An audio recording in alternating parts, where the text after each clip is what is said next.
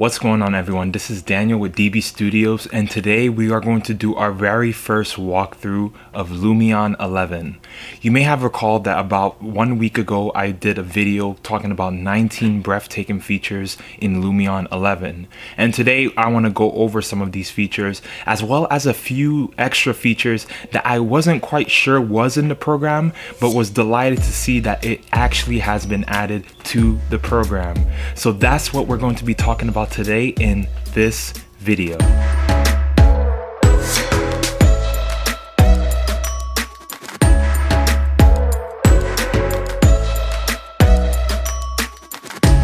But before we get into our detailed walkthrough of the program, I have two very important announcements to make. Don't skip this part, it'll only take me 2 minutes or less to explain. So first things first, as of today of this recording, which is December 1st, Lumion, the educational license for Lumion 11 Pro, has officially been released. That's right, it's been released for both students and educators as well. If you're interested in signing up for a student license or an educator license, or want to renew your student license, all you have to do is type in Lumion Pro Student or Lumion Educational License on Google, and over here you'll see Educational License.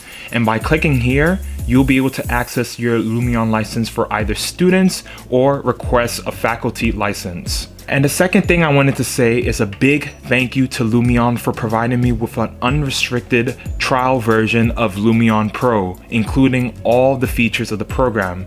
This way, I could give you all a very detailed tutorial. So essentially, there is 4 versions of Lumion 11.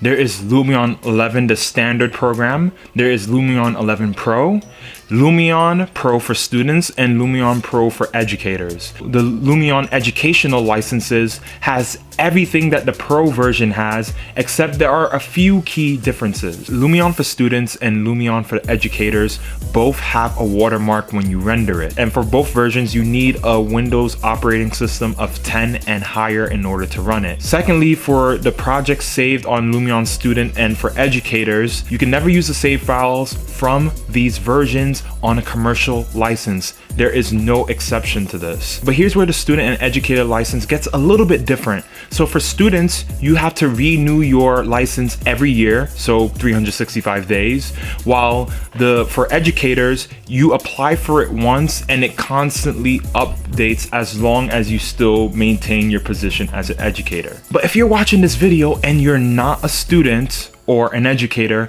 you can still download a public trial of Lumion. All you have to do is go to the Lumion website and then go on try. And once you click on try, you'll be brought to this page where you can actually request a public trial of the program.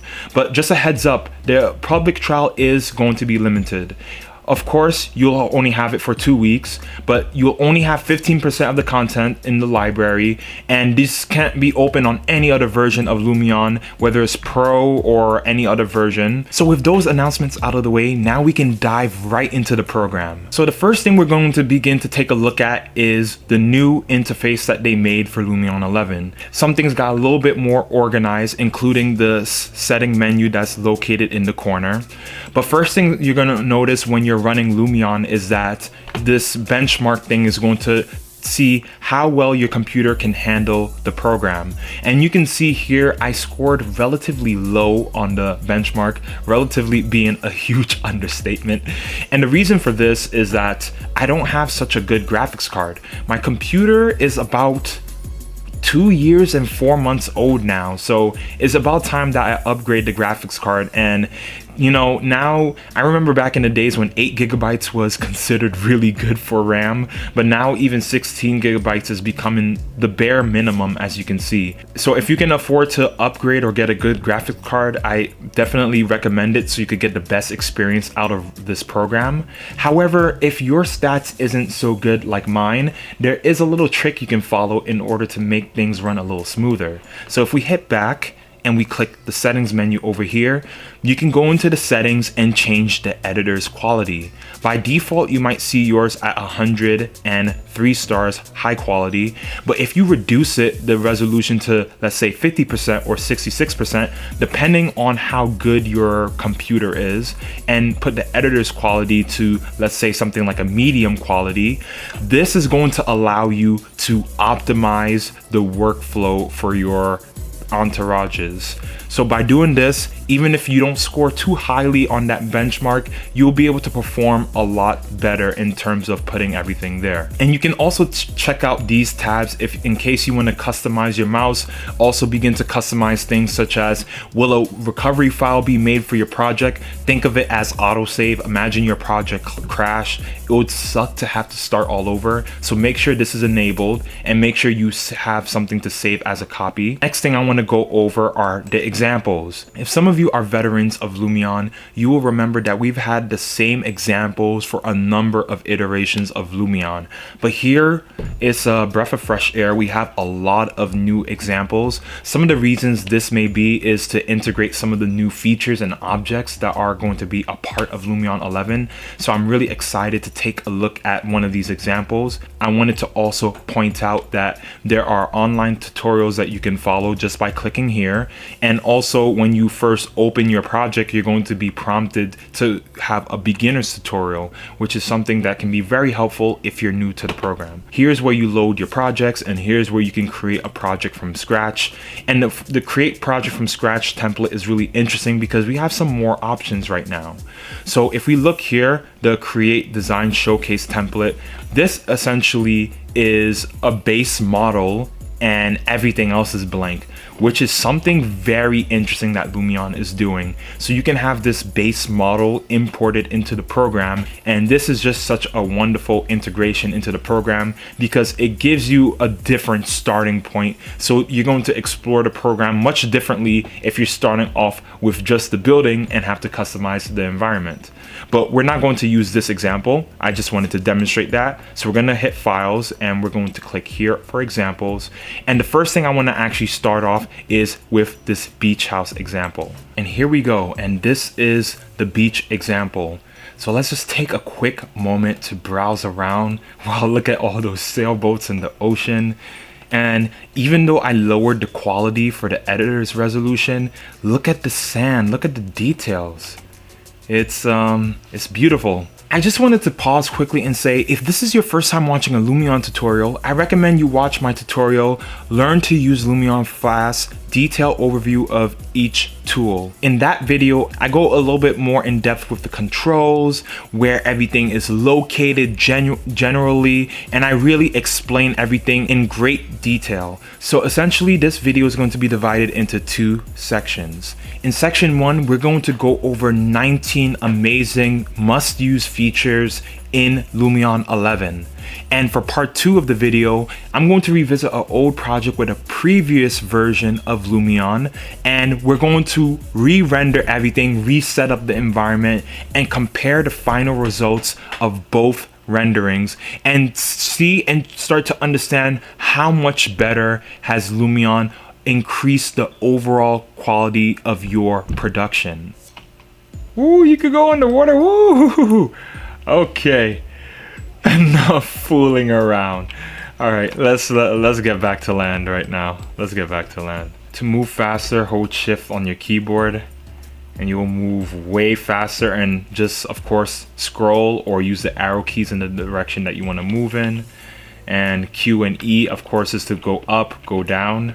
So the first thing we're going to take a look at is the new content library. You can begin to look at each of these categories, and let's take a look at some of the new objects that they've added. So as you all know, there are two large categories, which is the content library, materials, landscape, and changing the weather and the skies. So in the content library, there are subcategories such as nature, detailed nature, people, special effects, sound, utilities such as making your sections, and lights, cars, outdoor fixtures and indoor fixtures. And once you click on a particular category, you'll get even more categories. And each of these categories are broken up into different types. You have barren trees, palm trees, your conifers, broadleaf, such as red maple, things like that. And within these are several smaller categories. And looking at this nature category, it looks like they just really increased it. Wow. I recall using Lumion recently, Lumion 10, and I'm pretty sure there was not 20 pages of trees. So they really increased both the varieties and the quantities of these different objects. They were not joking when they said they've added literally hundreds and hundreds of new objects. So wow. That's a beautiful selection. And if we were to go and look at each of them one by one, we'll probably be here forever. But let's pick some at random and let's begin to plop it. And you all know the deal, the controls. You click here. Once you place your object, you can hit M on your keyboard to deselect the place mode. You can hit M on your keyboard to deselect, or just click the select button in order to get out of the place toggle. And then from here, we can begin to play around with the different transformations. You can transform it here, or you can go up here to transform it. It's super cool. We can make some of this transparent. Imagine like you have a tree in front of your building and you want to just hide part of it. That's just a great way to still have the tree there, but you know, make it transparent. And what's amazing is also that now we can begin to control the hues and the color of the trees. So ultimately we can go from a green looking tree to something that's ultimately a whole different color, or a whole different species for that matter. So it looks really, really good. And you can even begin to saturate the color once you have it. And there's different ranges of green. So it gives you plenty of varieties to begin to edit these different types of trees, different ways to actually move it. And this, of course, is to pick your XYZ coordinates. Where exactly do you want it in space? And here we can do all of our rotating. Oh, shoot. And then we can rotate it like that. Imagine you have like a fallen tree on your site. Unfortunately, I don't think they have a Control Z option because I just Control Z'd it. Wait, really? Hold on, Control Z? Yeah, but you can only do Control Z once. So unfortunately, it's still limited. They've added more people to the selection, which is good. The library for people was relatively small. I don't remember correctly. Can someone tell me in the comment? Was it like 3 pages for people before? But it looks like they added a lot more. There's a pool over here. Let's put some people by the pool. They did a pretty good job upgrading the selection for like the main 3D figures. In terms of how the quality comes out, I mean, we can test that out really quickly if we go, let's hit M. If we go here to photo, let's see how he comes out. I'm gonna go here. We get to delete that now. Let's go back to the build space. And now let's check out some of the indoor furnitures that they've added.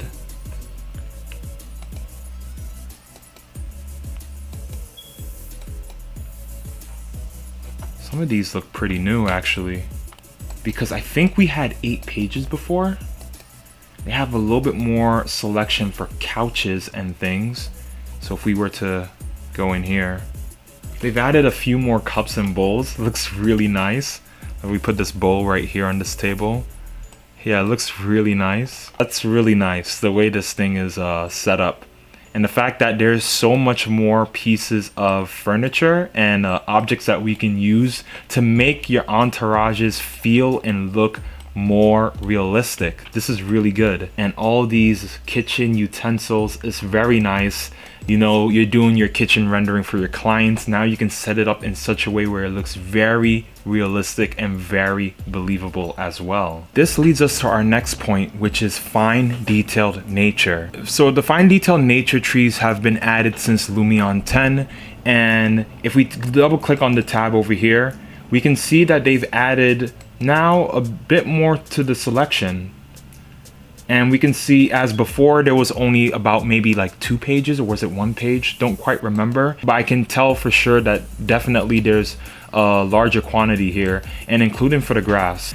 And I want to do a quick test to compare the default trees in Lumion to the detailed trees that are now available in Lumion.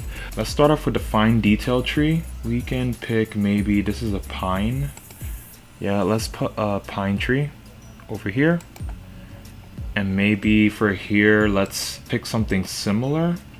This is something, right? So let's begin to look at them side by side. We might have to like space them apart a bit. Let's drag this one out here, and then let's drag that one out over here. So there's a pretty generous amount of detail here in the pine. But this one feels like it has a greater degree of detail, and this is the high resolution tree, and this is the lower resolution tree. This is what I'm going to do. I'm actually going to turn up, I'm going to maximize the editor's resolution, and let's take another look at it. So we're going to go on settings. Let's put the editor's quality to high and editor's resolution to 100%. And now let's check this out.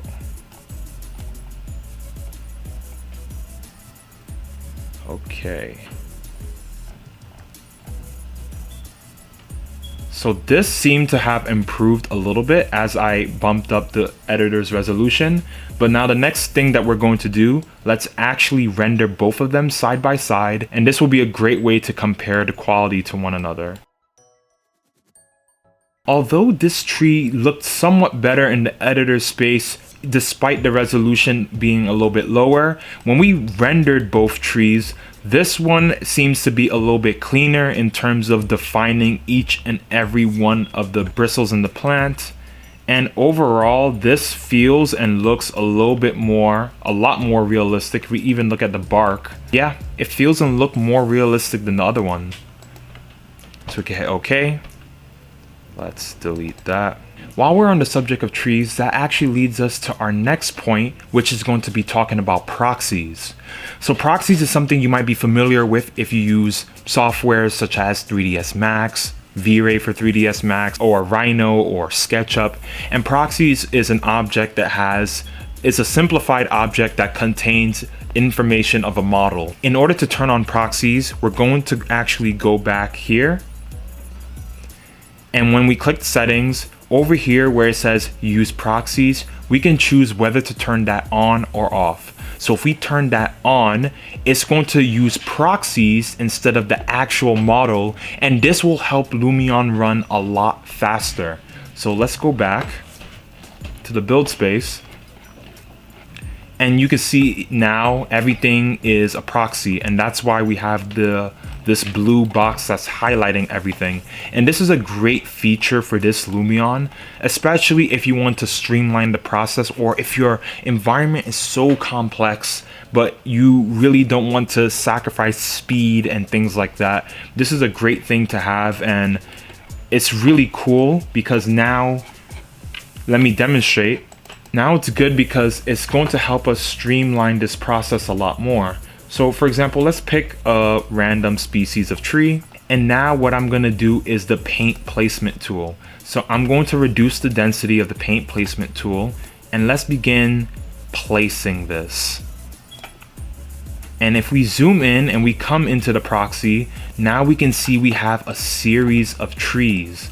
And doing something like this may severely slow down your program in most cases, but by using proxies, it's just such a helpful way to get a lot more action into your project without sacrificing so much speed. So we're just going to actually, and if you hit the delete key, you can just begin to come in there, erase different parts. Maybe you don't want so much trees here, and you can just begin to erase, and it works super fast. So this is just such a great thing to use proxies inside your project. And you can hit check when you're done. The next thing I want to look in regards to the greenery is the improved lighting in Lumion for grass. So Lumion honestly has been one of my favorite softwares to have grass animated and things like that. And what they have done in this program is that they've actually begun to improve the overall lighting quality on the grass. So let's pick a good area where we're going to begin to run a rendering. And what we'll do, we'll go on the weather category. Let's bump up the sun brightness a little bit more. And then we're gonna go on landscape, and we're gonna click on the grassy landscape, and we're gonna increase the height of the grass just a bit and the grass size as well. We're gonna make this super grassy over here. And we're going to run a rendering of this particular view.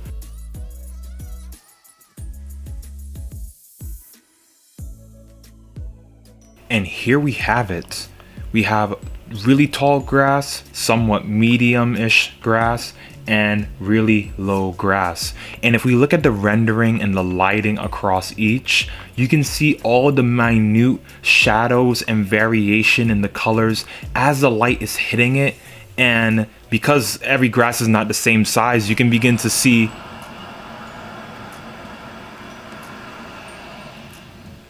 And because grass is not the same size across, you can see the little variation, the shadows, as it begins to change. The ones that are higher up are receiving more light. And as the light passes through it, you can see some are dark, some are light. And it's honestly quite beautiful. And Lumion has done a fantastic job improving the overall lighting for the grass in this program. Now this leads us to our next new feature, which is Volumetric Fire. And in order to demonstrate this, I want to import a model really quickly into the program. But first, let's find a good spot on the beach for us to have our little camp out. I think this is a good spot. So what we're going to do, we're gonna go to our content library and we're going to click import. And I'm going to add this 3D model to the project. I will add this to the description below in case you want to add it to your project as well. And I made this category already, and we're going to just import it. And although it's huge, it's completely fine. We can just scale it down. So hit M to toggle out, and then we're going to hit the scale button right here. And we'll make it like a generous size, maybe something this big. And then we're going to go on our materials category and we want to select this, and we want some sort of wood material. Let's see what's available. And then we're going to click out of this and hit check to confirm. And then we're going to go to our content library, and in our content library we're going to go to the effects tab. So under the effects tab, we're going to have under the fire category Volumetric Fire. This is so cool. So we're going to place it right here, and then let's click. And then from here we can begin to edit the fire pit itself. So we could change the height, we can make it more wild, we can change the length of the fire, make it wider. You could change it in both directions, of course. I'm going to try to see if I could bring this lower to the base. Or what we can do, we can hit the up down toggle, right? Let's move it vertically. I want to move it there right about.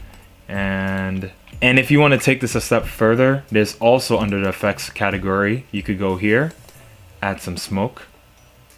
Could keep it a little bit light, right? Place that right there. And let's select the smoke. We want to make it a little less dense.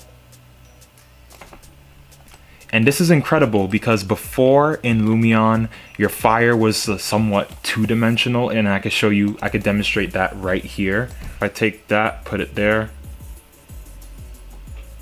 it's somewhat flat, and you can begin to tell from this side, as you orbit around it, it tends to look the same, but it's very, very flat, which makes it look less interesting. But this, you can see that it's working in the three-dimensional space. Now, speaking of fires and light, this is going to bring us to our next point, which is the custom IES lightings that you can add to Lumion 11.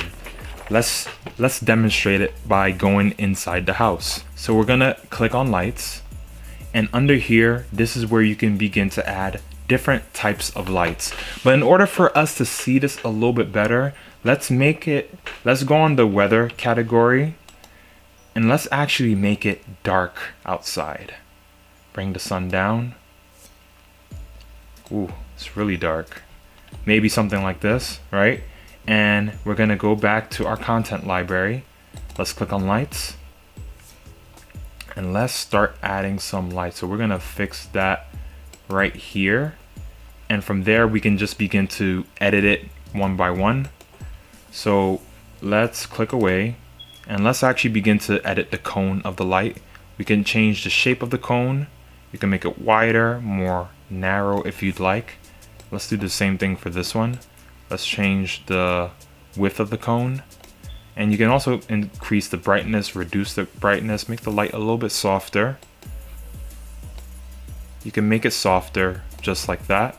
And the really cool thing about this is that now Lumion allows you to upload your own custom IES lights. So once you select the lighting that you want to use, first you have to click load IES and a profile is going to be added to your file and it's automatically going to upgrade that particular light to the profile that you select. And then you can continue to edit it from there. Increase the brightness if you'd like. And this is fantastic, especially when you're working with a client and there's a specific specs that you have to work with for your lighting.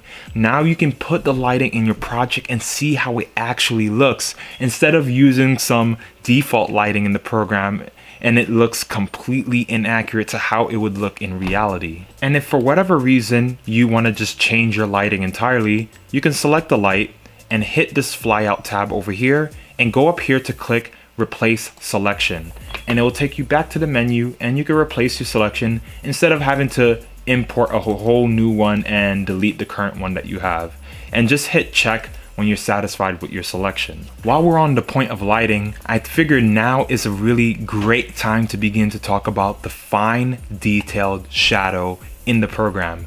You may have begun to see it when we were rendering some of the grass and things like that, and you saw the little minute variations in the shadows of the grass, but let's explore that a little bit further. What I'm going to do is I'm going to go on the indoor furniture category and I'm going to just drag out this chair. Let's have it move horizontally. Let's pull out this chair right here. In your editor's resolution in your program, you're not going to see the shadows. If you want to begin to see how the shadows look while you're editing it, you can just hold F8 on your keyboard and it's going to give you a preview of how the shadows look. But what we're going to do, we're going to go to where this chair is and let's position it something like this, right? And let's bring the camera down a little bit. And then what we're going to do, first things first, I want to actually populate the scene with a little bit more lighting. Let's double click lights. Now that we have all of that set up, what I want to do is go over to the photo. Let's set this over to realistic. So we're going to go into real skies and let's select something for, let's select a nighttime sky. And then from here, we want to click on shadow. And in the shadow, we can select how we want our shadows to appear. In order to see the shadows, you just have to hit F8 on the keyboard. And now let's go and hit render on this chair. And look how beautiful that is. If we take a close look at this scene, there is several things going on with the shadows. Here we can see that there is different levels of intensities of the shadows. Here you have each of the shadows for all of the bracing for the back support of the chair, and that's just really, really nice. And the area of the chair that is closer to the floor, of course, is darker, and the area that is farther from the floor is, of course, a lot lighter.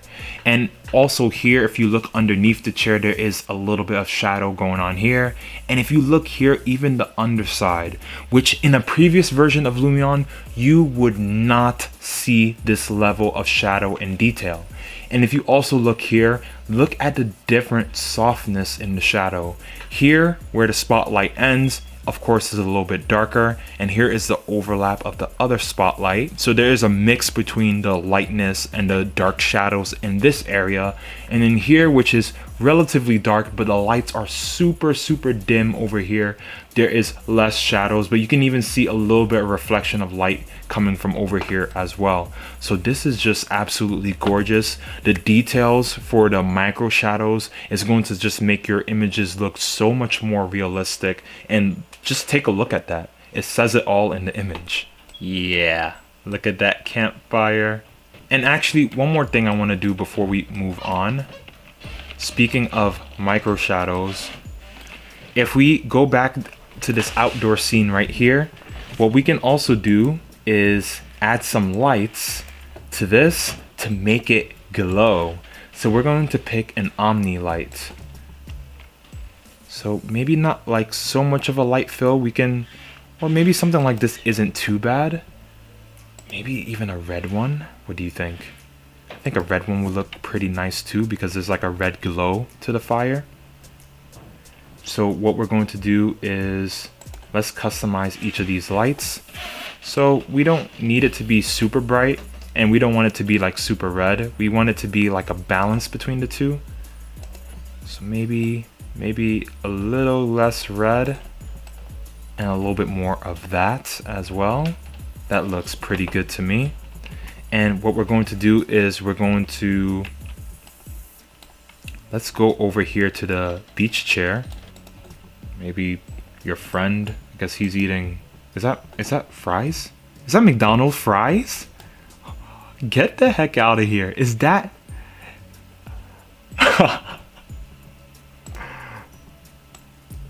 This looks so interesting.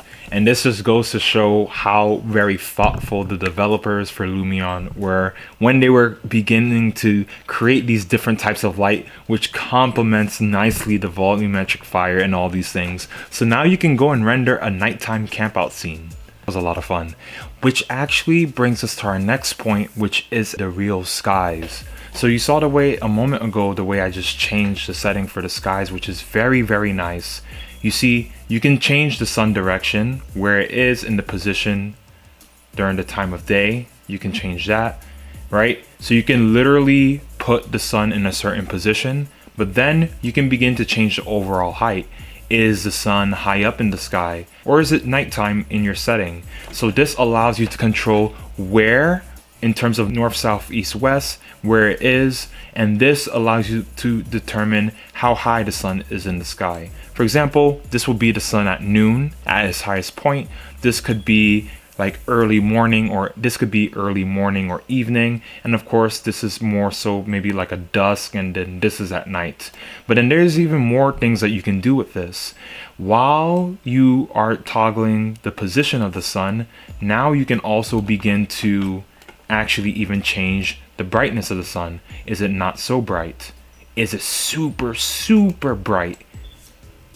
Or you can even change how cloudy it gets. Perhaps this is a cloudy beach day, and it's just as simple as dragging a slider, or maybe it's a clear sky. And then what's very interesting about wind speed, and this plays a huge effect in animation, and we're going to test this out briefly in just a moment. If I increase the wind speed, you can see the trees are reacting a lot more to the wind. Then you can begin to change the direction the wind is blowing. And what's very nice is that here, by clicking in the T, you can actually just type in a value to get a more pinpoint accurate depiction of what you want your numbers to be. And if we click here, it will take us to the real skies, and we can get different types of clouds. Maybe we want our clouds to be a bit more wispy. So then we have this one instead. And of course, once again, we could change the cloudiness, make it super cloudy. And you might have noticed that this overcast it fills up the sky a lot more than the previous one that we had. Let's actually render a scene, and let's pretend this is a storm. So what we're going to do is go over to our movie timeline. And what we're going to do, we're going to record some images. Then we can begin to move through the scene in our project, and this could be our next frame, and you could do this frame by frame by frame. And then we're going to go on FX, and then we're going to click on weather, and we're going to add precipitation. and then we're going to have it play just like that. And then we can also change the intensity of the precipitation, like what phase is it in? Is it super, super wet? Is it like a major storm, or is it something a little bit less subtle? And look at the puddles over here, it's so nice. And we don't want this to take too long because this is just for demonstration purposes. So we're gonna put it on draft quality, 30 frames per second, and something small. That's pretty fine with me. And this is low resolution and it looks pretty good. So I want to quickly break this down. If we stop over here and actually let's go a few frames forward. Look at this. Look at the way the sand changes and it becomes a little bit mushier. That is just simply incredible. The way Lumion's attention for detail, including the weather, what begins to happen is that, you know, when rain and sand comes together, you know, it becomes mushy, and they acknowledge that. You know, if you have something like asphalt, you might see some sort of a little puddle and a reflection, but with sand, it doesn't create a reflection. The program knows to make it mushier, and that's just such a beautiful attention to detail. And if we even go a little bit forward, even though the quality is low, we can see that this water, which was relatively calm, is reacting not only to the wind, but then the ripples in the water is coming from the raindrop as well. This will actually lead us to our next point, which is rain streaks. So rain streaks is a very, very nice complement that Lumion added in order to make the rain pouring down feel even more realistic than it already does. So let's demonstrate this. So we're going to set up another movie animation. So in order to do that, I think we're going to use a different example because this has a louver right here and the louver goes all around. So pretty much you're not going to really see on the glass, and I think that's really the nicest way to begin to show it. So we're going to load a different example. Let's actually load this example, and then this could be our location where we actually begin. And then we're going to go here, go on precipitation, and then we're going to increase it. Then we're going to begin to add the rain streaks on the glass.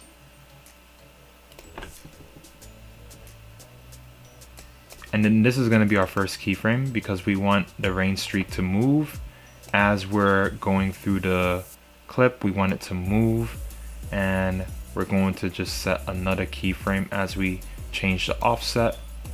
We're going to create another keyframe there.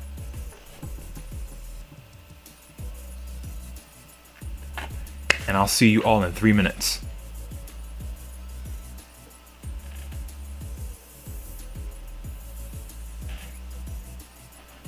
Look at that.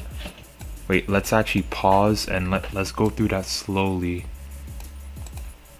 I'm gonna play this back slowly, and check this out. You see the drops going down? Wow. This is going to actually lead us to our next feature, which is going to be the metallic car shader. So first things first, what we're going to do, I found this nice area where it could sort of be a little parking space. So we're gonna go here and we're gonna go on transport. I'm gonna double click on that. Let's actually go on the weather. Let's change the sun height.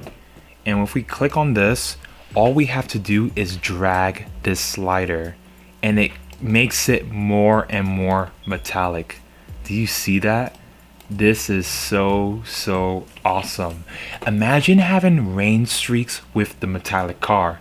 So we're going on this example to check out the next feature that we're going to talk about, which is orthographic views.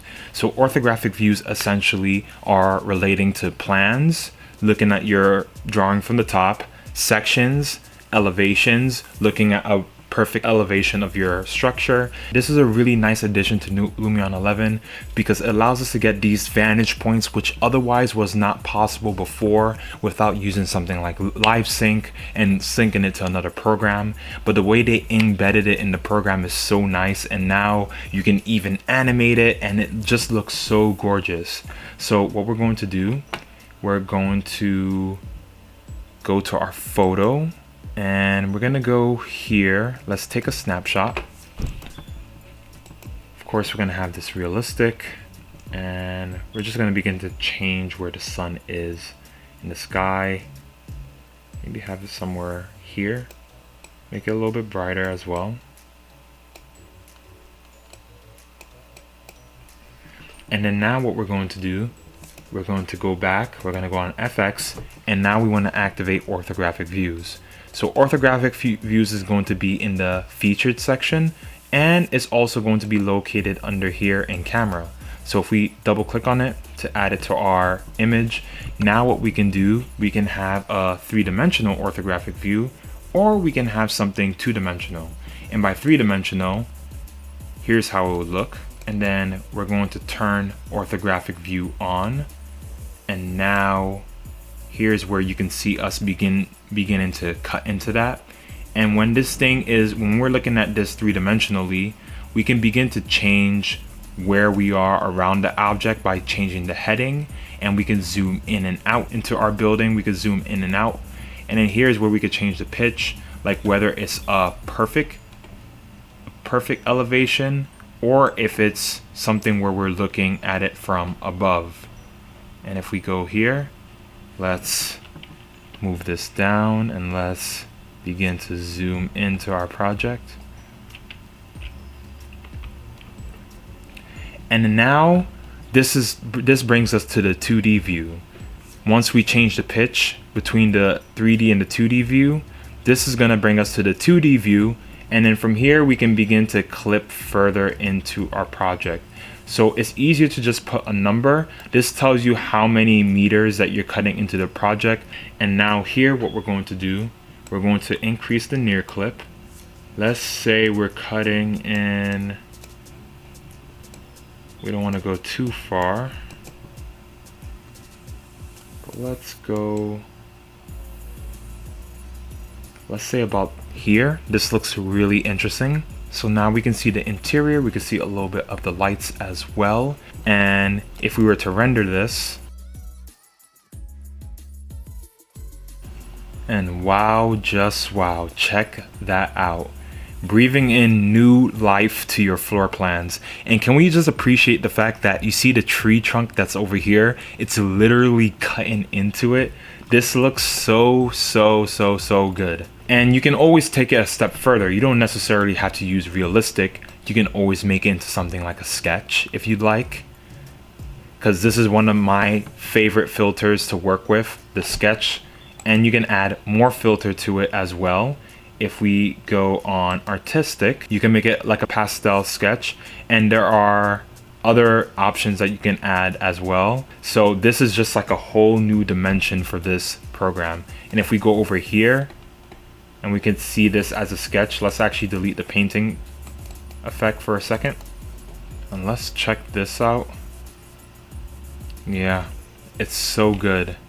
And you can make like a nice sketchy looking section like that. How beautiful is that?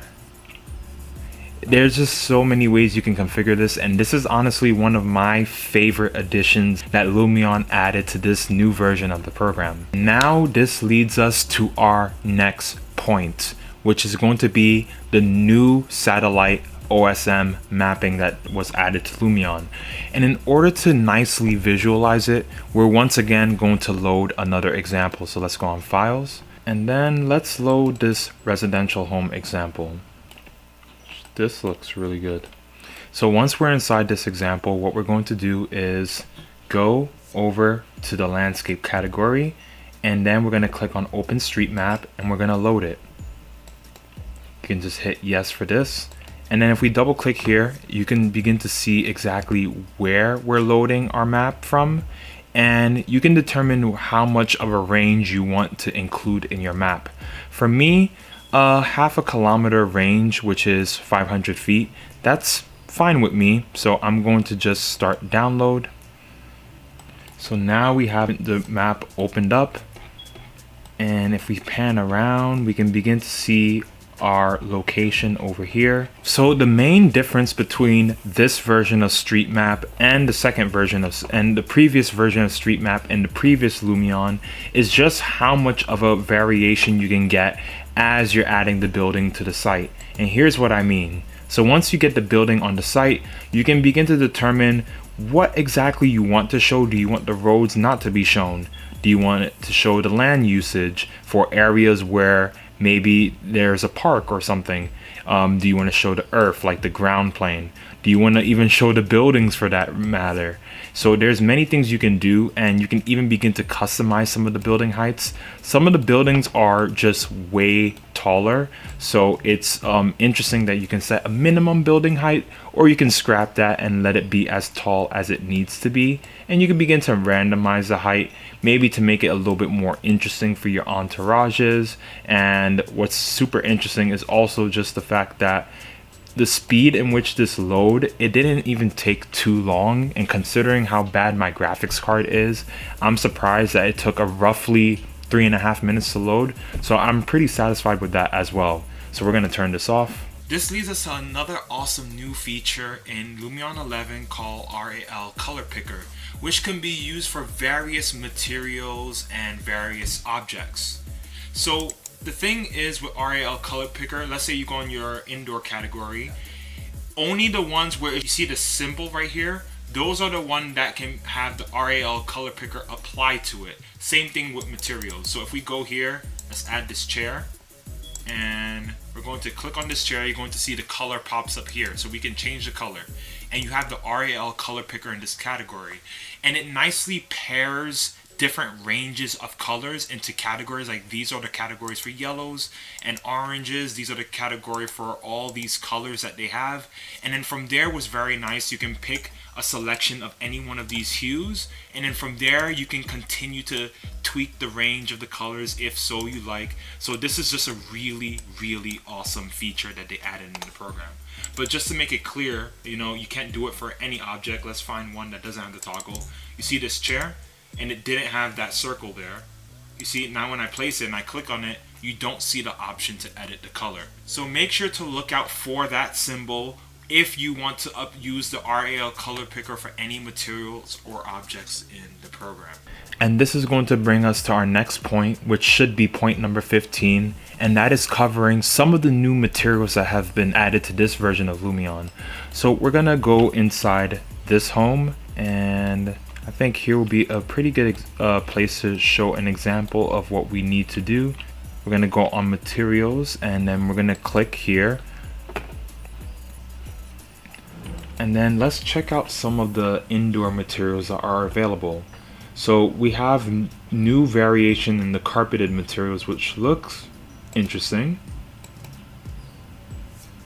Like some of these diamond patterns weren't available before. And if we switch it from carpet, let's find something for the wall. If you saw my previous video, what really captured my attention was just the detail in the wall plaster, the relief. And you can begin to see like the texture in it, which is so good. And you can add further relief to the plaster, which is really nice. You can increase it or you could decrease the relief. The more you increase it, the more it's going to begin to feel like it's popping out. And you can also change the scale. And even when you change the scale, just take a look at it. It looks seamless. Like, can you tell this is something that just been image that's superimposed? You can't even tell that. And of course, as always, you can colorize it. And if we click here, we can see more options, which includes the orientation of the pattern. We can begin to rotate it a bit, change the pitch of it. And this is more noticeable for things such as wooden planks. But if we go here to the weathering effect, so you pick a category based on what the material is. So for example, I think what closely resembles what I have would be the wood. So we could begin to weather it and make it begin to peel away. And once you have the effect you like, you can just hit check. And let's quickly render that to see how that looks exactly. And you really get a feel of the texture because of the way when the light hits it, the shadows and the relief is like almost non-existent. But when it's in shade, you can see the shadows and the relief. And this just makes the material pop out even more. And it looks so good. And of course, there's many other materials we can begin to look at.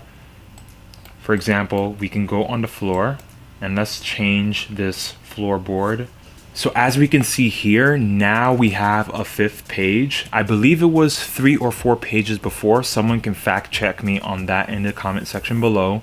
And now we have new wooden materials that we can add, and let's check this out.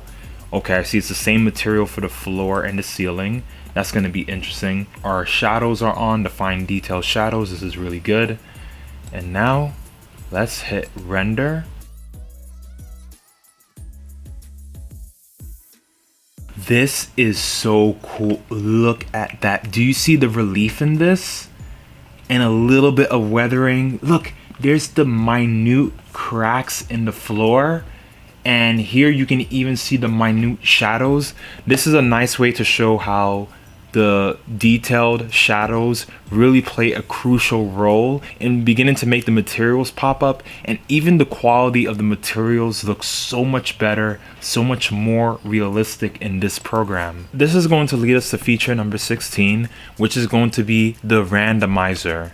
So randomizing has something to do with the variation in plant heights, which is something that Lumion didn't have for a few versions, but now it's back in Lumion 11. And now we're going to demonstrate what that is. We're going to just use this open street as an example. We're going to pick this species of plant and let's just paint it right here. And now if we go and hit check and we look carefully, we can see that all these are pretty much the same size. And as you're setting up your environment, it could really start to make your entourage look fake if all the trees are the same height. So what you're going to do after you click on the tree, or your plant, you're going to click this flyout tab over here, and then this is going to open the advanced options. And in the advanced options, what you're going to do is select all identical objects for the specific plant that you're using. And what you're going to do is click that, and that's going to select this group. Now, once this group is selected, there is the randomize size tool. So once you click randomize size, it's going to apply a different height to everything. And then this way, it's going to make your plants look and feel a lot more realistic. And this is such a great feature that Lumion has brought back.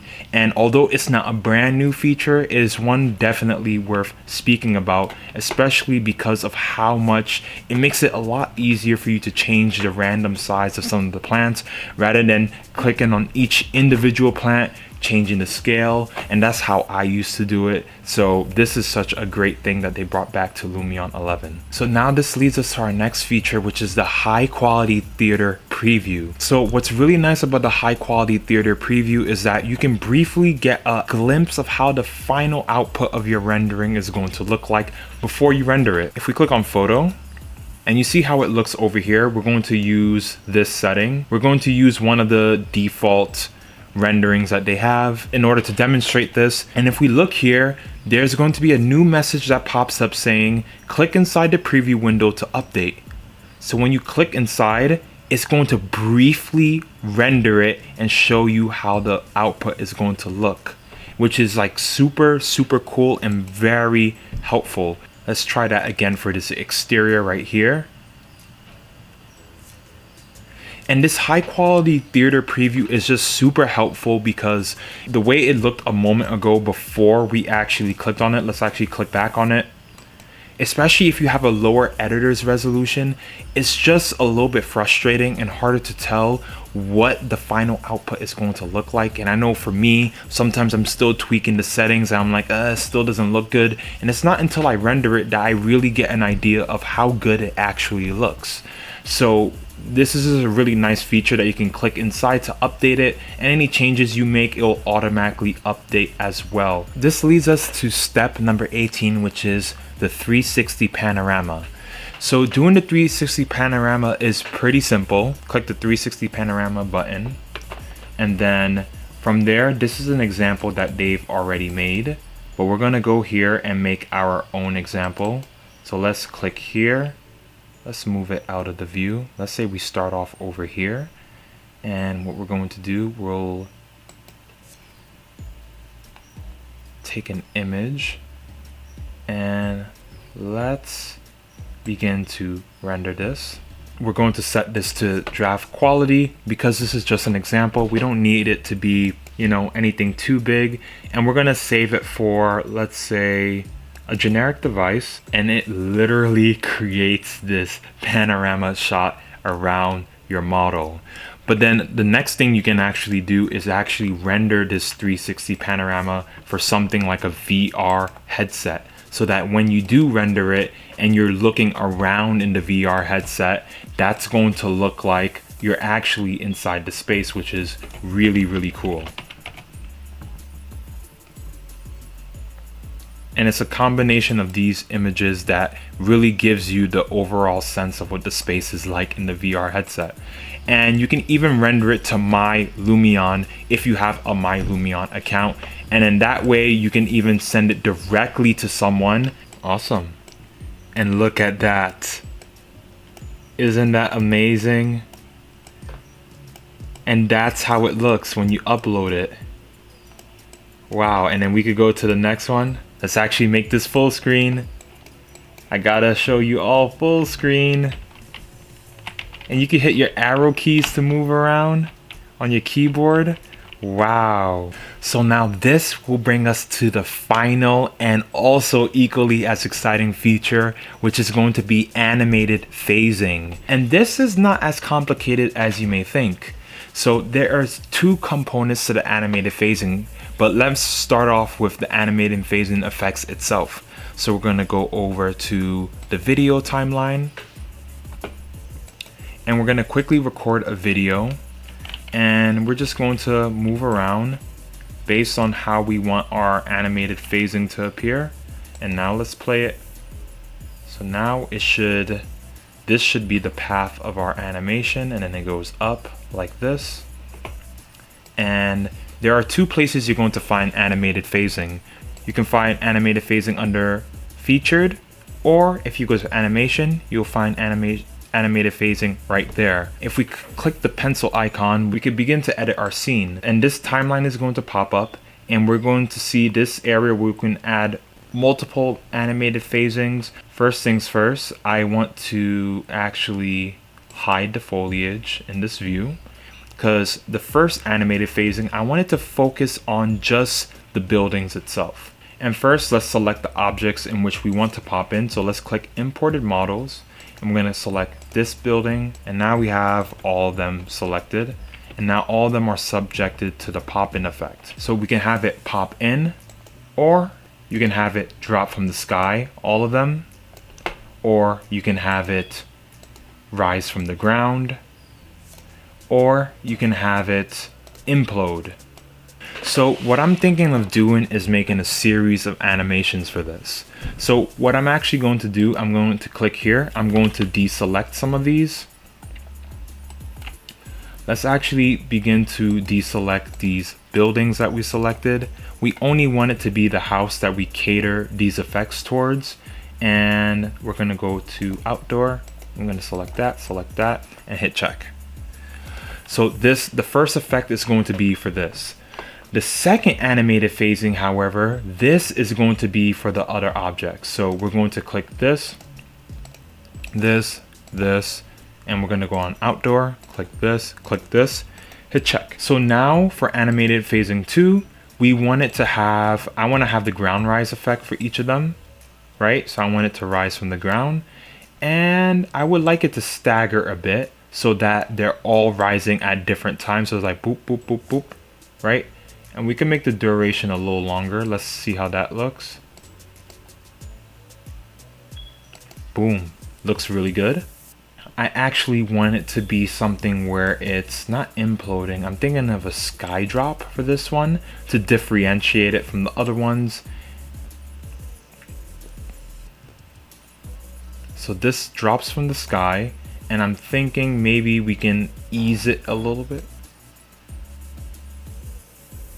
so that it lands softly. And then we can also change the start time when we want it to start. Maybe we don't want it to be right away.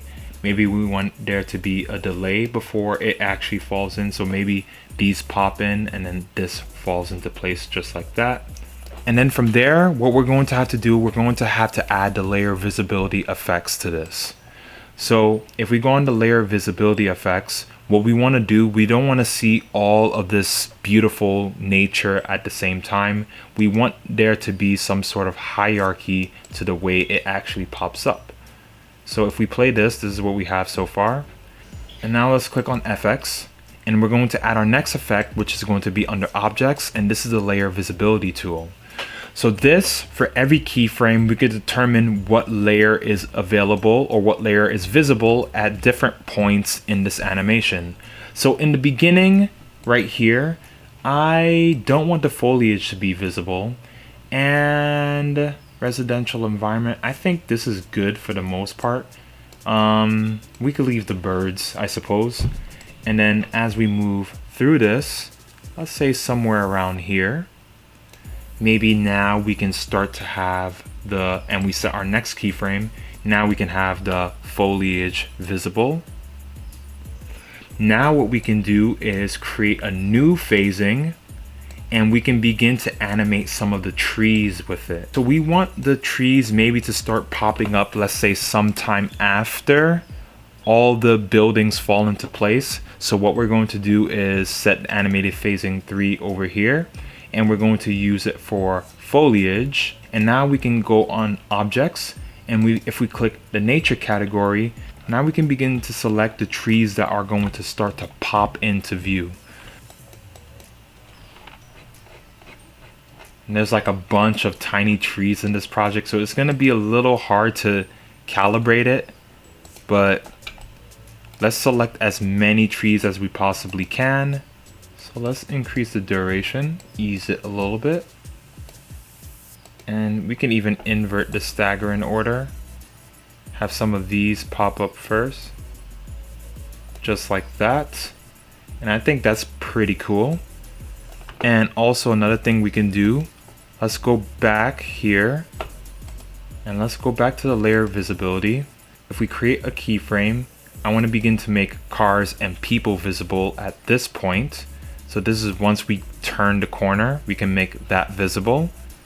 We can add one more phasing, and this one could be for people. Select them, select this guy. 1, 2. We could have some of the trees popping up. Around the time everything pops up, we could have some of this popping up itself. And I think that'll look really good. And same thing here. Let's check that one more time.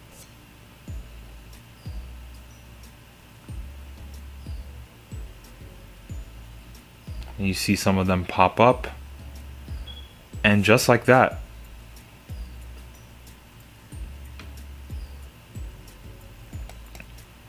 And that's pretty cool. So those were 19 new features added to Lumion 11.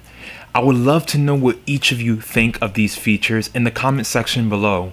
And if there are any features you want me to dedicate a in-depth personal tutorial just focusing on that topic, let me know and I'll be able to cover it in much more detail. And of course, I will prepare my own model which I can bring into Lumion and we can look at it more carefully. Now it's time to go into part 2 of our video, in which we're going to revisit an old project that I've done in Lumion in terms of rendering and revisit it with Lumion 11 and compare how it looks from the previous version of Lumion to how it looks in Lumion 11. So now, without further ado, I present you all with the final results.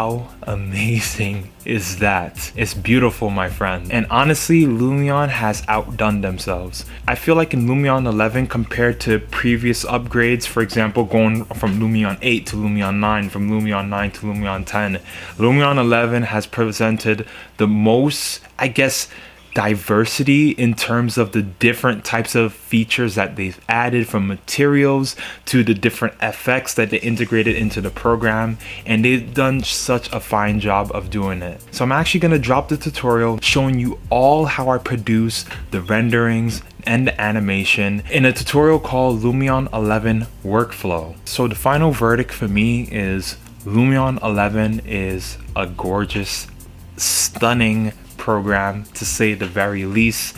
From its sensitivity to little things such as the rain hitting the sand, making the sand mushy, everything is so thoughtful, to even the decay in the materials and how the micro shadows work hand in hand with the relief for the materials to make the materials really begin to pop out. So I 100% recommend upgrading Lumion 11, or if you can afford it, purchasing Lumion 11. And definitely if you're a student or an educator, please get Lumion 11. Believe me when I say this, you will not regret it. So thank you for watching this tutorial, and I hope you enjoy it, and see you all in the next video.